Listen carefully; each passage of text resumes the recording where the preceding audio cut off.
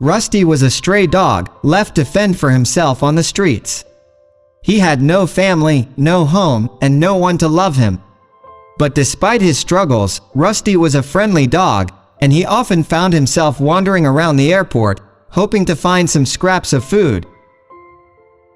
One day, a girl named Anna arrived at the airport, looking tired and stressed out. She was a businesswoman who traveled frequently for work, and she always felt lonely during her trips.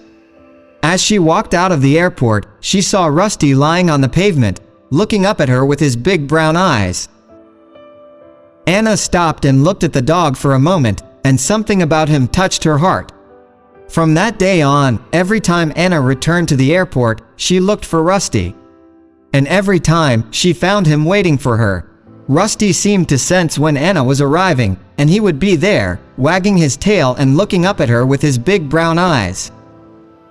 They became fast friends, and Anna would often bring Rusty treats and pet him while she waited for her flight. As the months went by, Anna's trips became more frequent, and Rusty was always there to greet her. She would tell him about her day, and he would listen, wagging his tail and giving her gentle licks.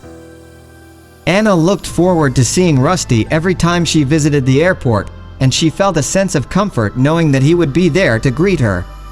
But one day, Anna arrived at the airport, and Rusty was nowhere to be found. She searched everywhere, calling his name, but he was nowhere to be seen. Anna was heartbroken. She didn't know where Rusty had gone, and she feared the worst. Anna returned to the airport a few weeks later, hoping against hope that Rusty would be there. And to her surprise and joy, there he was, waiting for her just as he always had. Anna ran to Rusty, hugging him tightly and crying tears of joy. Rusty seemed to understand how much Anna had missed him, and he licked her face and wagged his tail as if to say, "I'm still here for you."